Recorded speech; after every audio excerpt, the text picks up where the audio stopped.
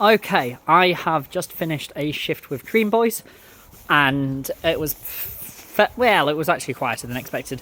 Nevertheless, I'm going to take a few moments to talk to you in the dying embers of this Thursday evening. Hopefully you can hear me and see me okay. Somehow these videos have already started getting traction, which is great.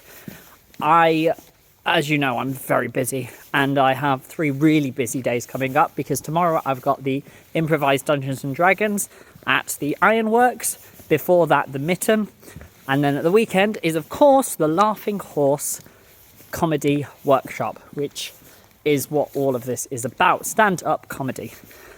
And the only sort of ideas that I had about stand-up when I first started thinking about it was to do with Men in Black 4, which I filmed a few years ago now. Let's say it was 2019, because it was 2019, might have been 2018. Nevertheless, this was quite a shoot. It was hugely demanding, and we were filming sort of the headquarters scene. Oh, it was ridiculous, actually. Let's get this straight. It was ridiculous, because what we were filming is through the window of where they were having chats in the sort of headquarters meeting room, and they were filming just in case we could be seen through the window. So ultimately, just to give the scene life, which shows how unlikely it was that we'd be seen. And the reason why I bring this up as stand-up is twofold. Firstly, when you get one of these availability inquiries, as they're so called, you get no information about what it is. So Men in Black 4 had a code name, which I will look at if I decide to go down this as my routine. And as such, we didn't know it was Men in Black until we got there. Secondly, we didn't know what the role was. So most of the time with SA supporting artists, you are people existing. So you could be an old person walking a dog, you could be a jogger, and I like that freedom of whatever it is. When I get there, I find all manner of characters. And I start, as always, asking people what agencies they're with, and this one keeps cropping up, which is called Ugly, which I'm a little bit intrigued about. Ugly seems like a strange name for an agency when there's such ones as Mad Dog, Casting Collective, and so forth. Then I see an individual whose nose is literally falling off. Parts of the skin around his nose, which is quite large, are starting to tear off, and I'm thinking, what the hell have we got ourselves in for here? Then there's others with all sorts of blemishes and blotches on their face, and I'm concerned.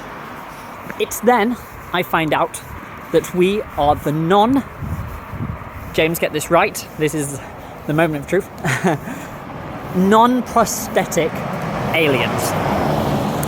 And what that means is, from our photos, we have been selected as aliens for Men in Black 4. And that was a real kick in the teeth to find out that for some reason I could be an alien. And obviously, SA life isn't glamorous, there's always odd stuff that happens, but this was particularly memorable.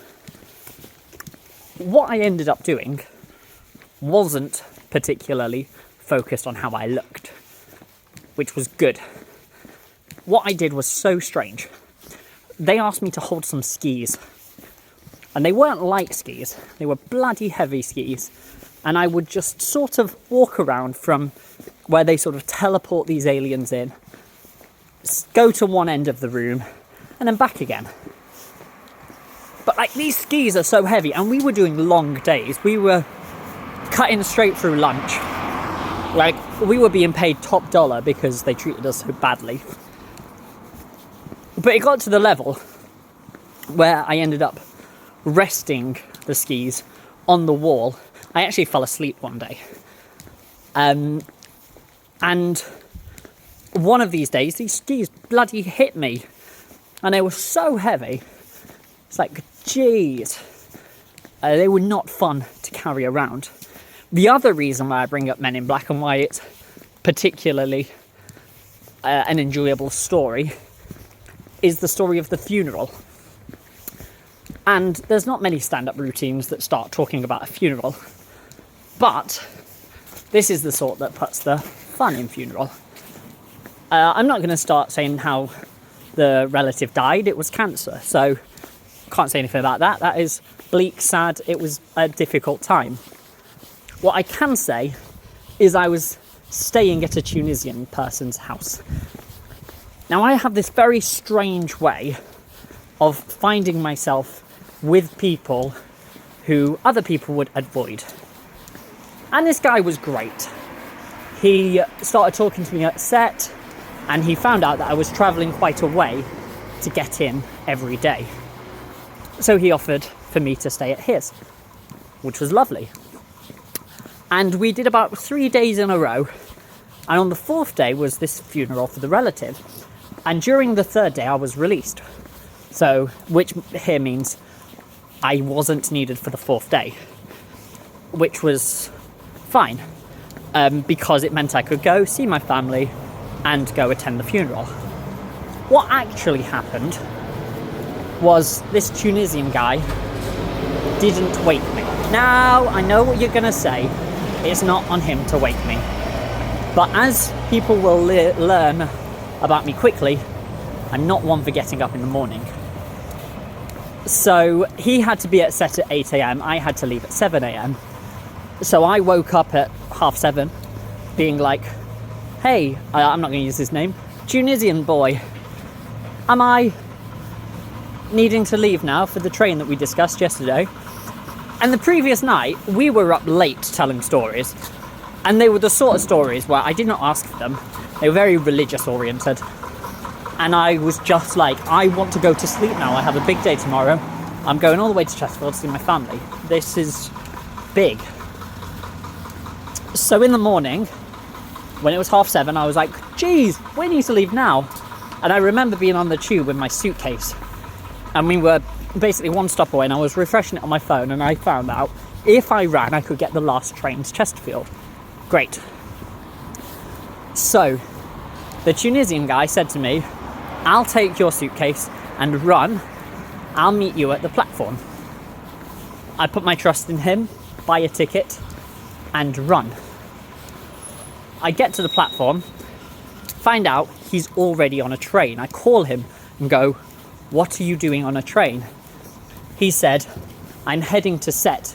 You missed your train, bro. I was like, what are you chatting?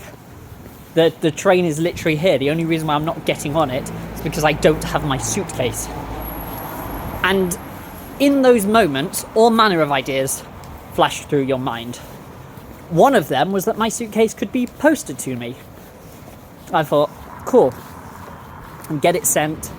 But then I realised I was only back for the funeral and then another day, and then I'd be back in Southend.